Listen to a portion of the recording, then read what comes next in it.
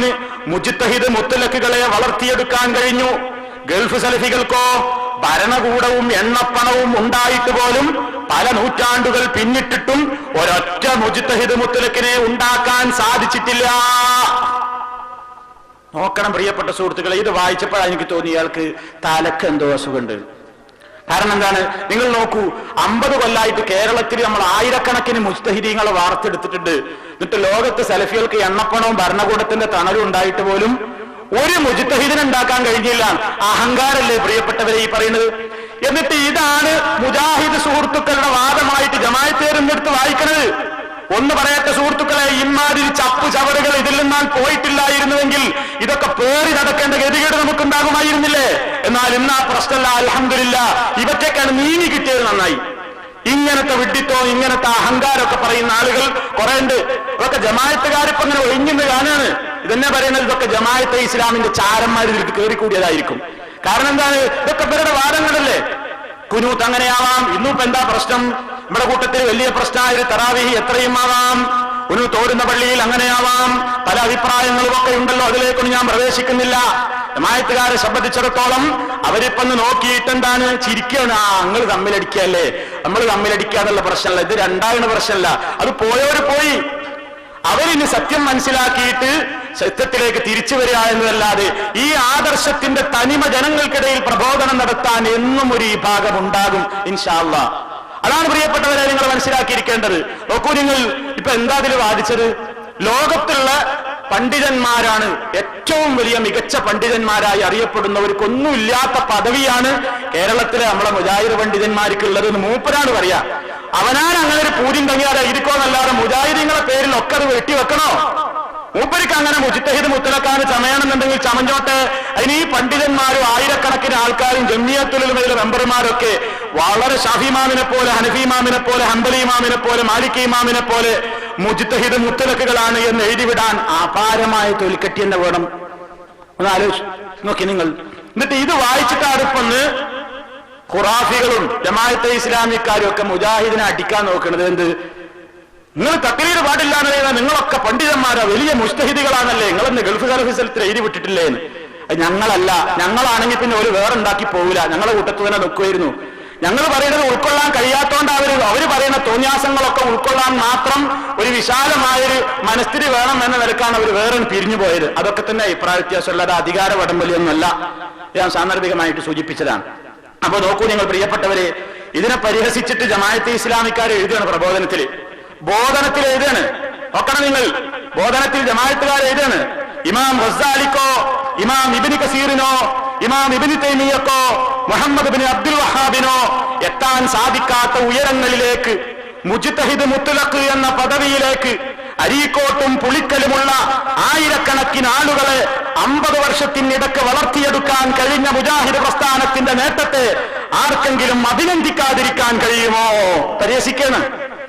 അരീക്കോട്ടും പുളിക്കലൊക്കെ ഇബ്നു കസീറിനും ഇബ്നു തൈമിയ്യക്കൊന്നും എത്തിപ്പെടാൻ കഴിയാത്ത മേഖലയിലേക്ക് ആയിരക്കണക്കിന് ആളുകളെ വളർത്തിയെടുക്കാൻ കേരള മുജാഹിദുകൾക്ക് സാധിച്ചത് അതിനവർ അഭിനന്ദിക്കാതിരിക്കാൻ കഴിയുമോ?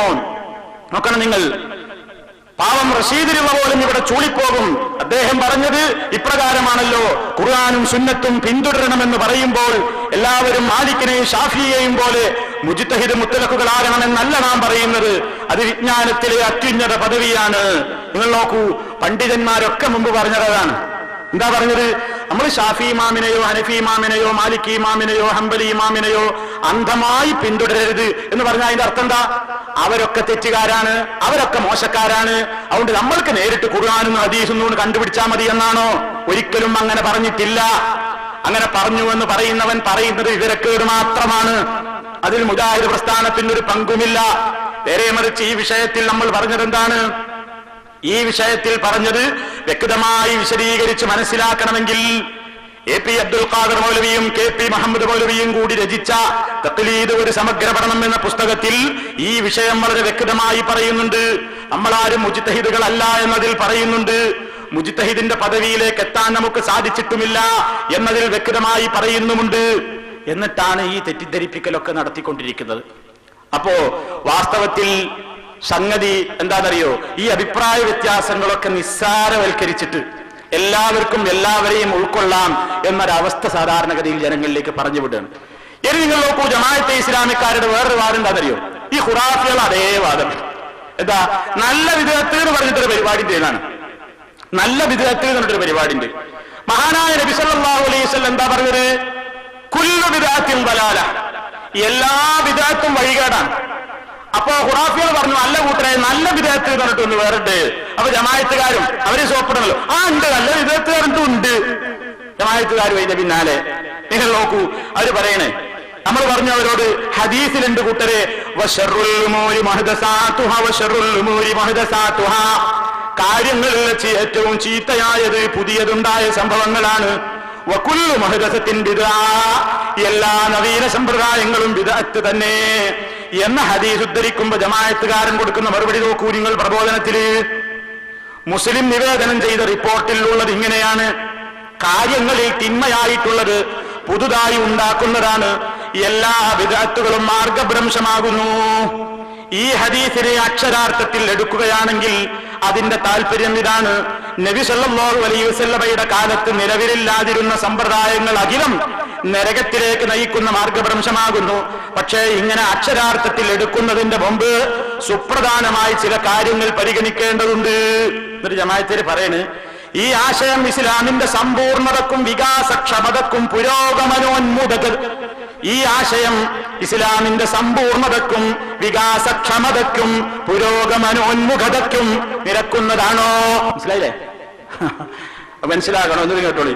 ഈ ആശയം ഇസ്ലാമിന്റെ സമ്പൂർണതക്കും വികാസക്ഷമതയ്ക്കും പുരോഗമനോന്മുഖതയ്ക്കും നിരക്കുന്നതാണോ?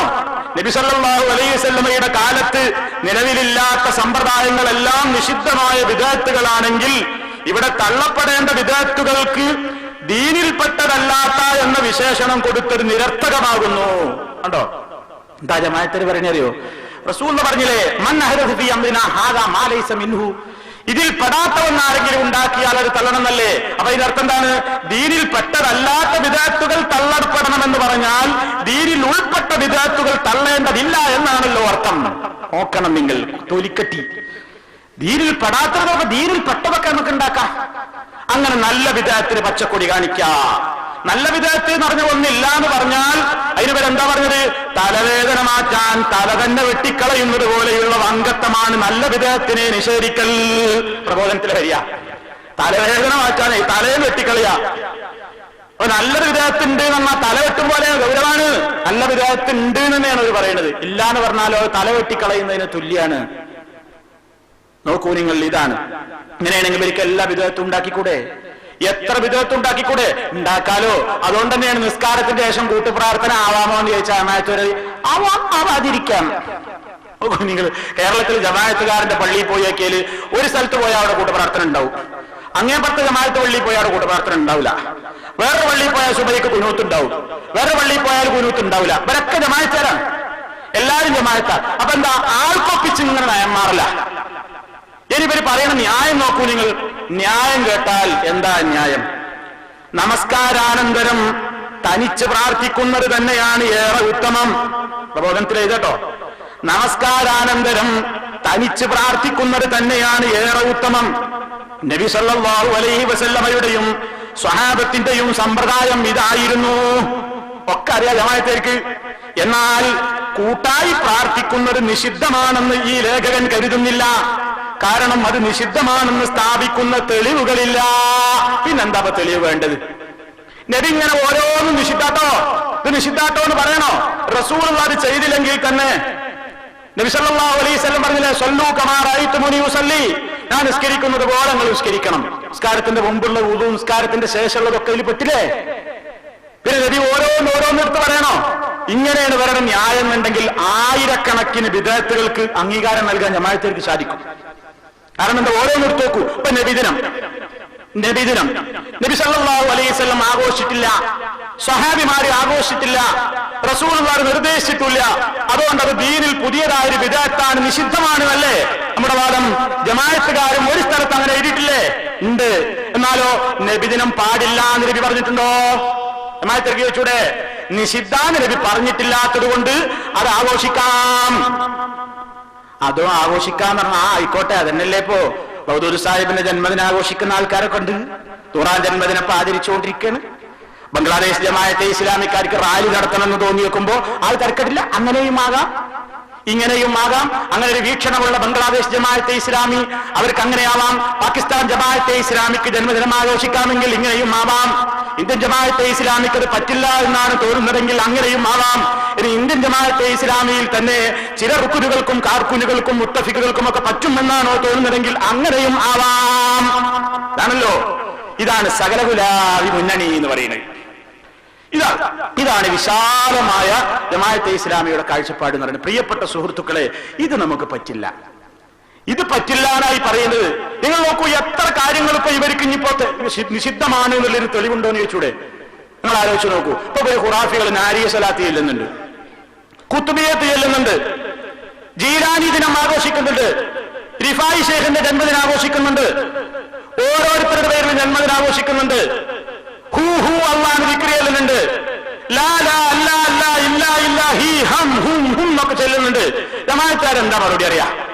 ജമാഅത്തുകാരോട് ചോദിക്കൂലേ, അള്ളാഹുടെ റസൂല് ഹാ ഹി ഹൂ എന്ന് ചെല്ലരുത് എന്ന് പറഞ്ഞിട്ടുണ്ടോ എന്ന് ചോദിച്ചാലോ? ജമാഅത്തുകാരെ കയ്യിലാണ് ഹദീസ് ഉണ്ടോ? റസൂൽ അങ്ങനെ പറഞ്ഞിട്ടുണ്ടോ? എവിടെങ്കിലും പറഞ്ഞിട്ടില്ലല്ലോ. നാരിയ സലാത്ത് ചെല്ലരുത് എന്ന് ഹദീസുണ്ടോ? കുത്തുബിയത്ത് ചെല്ലരുത് എന്ന് ഹദീസുണ്ടോ? നബിദിനം ആഘോഷിക്കരുത് എന്ന് ഹദീസുണ്ടോ? പിന്നെ എങ്ങനെ നമ്മളതൊക്കെ വിദഅത്തും തെറ്റുമായി കണ്ടത്? റസൂലുള്ള ചെയ്തിട്ടില്ല, സഹാബത്ത് ചെയ്തിട്ടില്ല, അവിടുന്ന് നമുക്ക് കാണിച്ചു തന്നിട്ടില്ല. അപ്പൊ ജമാഅത്തുകാർ പറയുന്നത് നബി സല്ലല്ലാഹു അലൈഹി വസല്ലം നിസ്കാരത്തിന്റെ ശേഷം തനിച്ച് പ്രാർത്ഥിച്ചതാണ് നബിയുടെ സമ്പ്രദായം. സഹാബത്തും അങ്ങനെ തന്നെയാണ് ചെയ്തത്. അത് ആദ്യം പറഞ്ഞു വെച്ചിട്ട് ഫലം മാറി ചവിട്ടണമെന്ന്. എന്നാൽ അങ്ങനെ ഒരാൾ ചെയ്താൽ ഒരു തെറ്റല്ല, കാരണം നിഷിദ്ധമല്ല. കാരണം നിഷിദ്ധാന്നില്ലേന് തെളിവില്ല. ഇനി എന്താ അതിനൊരു തെളിവ്? ഇക്കോലത്തിൽ ഓരോ സ്ഥലത്തും ആൾക്കാർക്ക് ഒപ്പിച്ചിട്ട് അങ്ങനെ നിസ്കരിച്ചു കൊടുക്കും. ബാക്കിലുള്ള ആൾക്കാരെ പൂജ എന്താ അത് നോക്കിയിട്ട് അങ്ങനെ ദീന് മാറ്റി കൊടുക്കുക. അതാണ് മൂപ്പര് പറഞ്ഞത്, ഞങ്ങൾ എല്ലാവരെയും ഉൾക്കൊള്ളും. മാത്രല്ല ജമാഅത്തുകാരെ എഴുതി കൂട്ടപ്രാർത്ഥന നിർബന്ധമല്ല, സുന്നത്തുമല്ല, അനാവശ്യ കാര്യമാണ് പ്രബോധനത്തില്. എന്നിട്ട് ഈ അനാവശ്യ കാര്യം എന്ന ഇബാദത്ത് എടുത്തുകൊണ്ടിരിക്കുക ജമാഅത്തിൽ. ചില വള്ളിയിൽ പോയാൽ ഈ അനാവശ്യം കാണിക്കുന്നതാണ്. ഖുറാഫികൾക്ക് പടച്ചോൻ ചിലപ്പോൾ പുറത്തു കൊടുത്തേക്കും. കാരണം എന്താ പറയുക, ഐറ്റങ്ങൾക്ക് സുന്നത്താണ് വിചാരിച്ചിട്ടാണ് ചെയ്യുന്നത്. ഖുറാഫികളിൽ കൂട്ടപ്രാർത്ഥന എടുത്തത് സുന്നത്താ പുണ്യകർമാന്ന് വിചാരിച്ചിട്ടാ. ഇത് അനാവശ്യാന്ന് പറയുകയും അത് ചെയ്യുകയും ചെയ്യുന്ന ഒരു വർഗം ജമാഅത്തുകാരല്ലാതെ ആരാണ്ടാകുക ലോകത്ത്? അതാണ് അതിലെ പുതുമ. നിങ്ങൾ ശരിക്കും മനസ്സിലാക്കണത്. അനാവശ്യാന്ന് പറയാ, എന്നിട്ട് അത് ചെയ്യാ. എന്തിനാത്? ഒപ്പം നിസ്കരിക്കണം, മൗമൂമിങ്ങളുടെ എണ്ണം അല്ലെങ്കിൽ കുറയും. ളുഹറിന് കൂട്ടുപ്രാർത്ഥന നടത്തിയില്ലെങ്കിൽ അസറിന് ആൾക്കാർ പറയും. ഇങ്ങനെ എല്ലാവരെയും കൂട്ടിപ്പൊടിച്ച് നിർത്താൻ വേണ്ടിയിട്ടൊരു വിശാല മുന്നണി ഉണ്ടാക്കിയിട്ട് ഞങ്ങളിൽ ബറേൽവിയുണ്ട്, ഷാഫിയുണ്ട്, ഹനഫിയുണ്ട്, മുഖല്ലിദുണ്ട്, എല്ലാം ഞങ്ങൾ സഹിക്കും. ഞങ്ങൾ സഹിക്കാത്തതെന്ന് മാത്രമല്ല, എന്ത് ലീഗുകാരനെ സഹിക്കൂല, കോൺഗ്രസ്സുകാരനെ സഹിക്കൂല. അതെന്താ? ഇവർക്ക് വേറെ രാഷ്ട്രീയമുണ്ട്, ഇവർ വേറെ രാഷ്ട്രീയ പാർട്ടിയാണ്. നേരെ മറിച്ച് മതത്തിൽ എന്ത് നീക്കുപോക്കിന് ഞങ്ങൾ സമ്മതിക്കും. രാഷ്ട്രീയത്തിലുണ്ടല്ലോ, അത് ഞങ്ങളുടെ മൗദൂദ് സാഹിബ് പറഞ്ഞ ഇഖാമത്തുദ്ദീൻ, ദീനിന്റെ പുനഃസംസ്ഥാപനം, രാഷ്ട്രത്തിന്റെ പുനഃസംസ്ഥാപനം, ഇസ്ലാമിന്റെ പുനഃക്രമീകരണം, ഇസ്ലാമിന്റെ പുനഃപരിഷ്കരണം. ഞാനൊരു പരിഷ്കരണവാദിയോ മിനുക്ക് പണിക്കാരനോ അല്ല. ഇവിടെ പറ്റേ നശിച്ചു പോയിട്ടുള്ള ഇസ്ലാമിനെ വീണ്ടും നിർമ്മിക്കുന്ന പുനർനിർമ്മാണവാദി എത്രേ എന്നല്ലേ മൗദൂദ് സാഹിബ് പറഞ്ഞത്. അപ്പൊ നിങ്ങൾ ആലോചിച്ച് നോക്കൂ, അവർക്ക് എല്ലാത്തിനെയും ഉൾക്കൊള്ളാം. പിന്നെ മുജാഹിദുകളുടെ നേരെ എന്താ പറയാന്നറിയോ?